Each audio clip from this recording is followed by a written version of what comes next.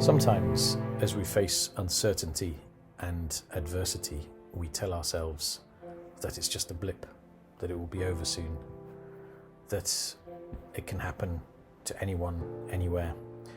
But as we enter our second week of no fuel, and it doesn't seem to be getting better, in fact, it seems to be getting worse, then things change a bit.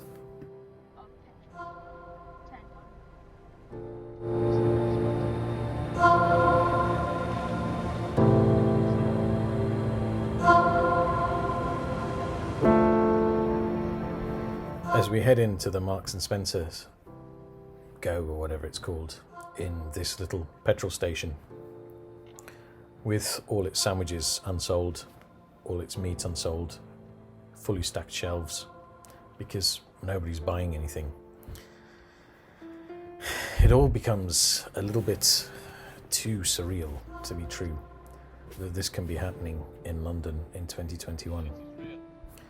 It's now lost that feel of weirdity, of people panic buying who don't need fuel, to really being people who desperately need fuel but can't get it to get to work, to do their jobs, and a feeling that people really no longer are panic buying because of the lack of shortages. They're panic buying because they don't trust that our government are capable of solving the problem. And that is a feeling I never ever thought I would feel in Great Britain. Ever. I've felt it everywhere.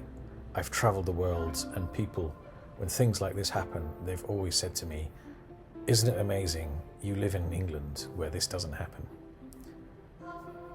Until now.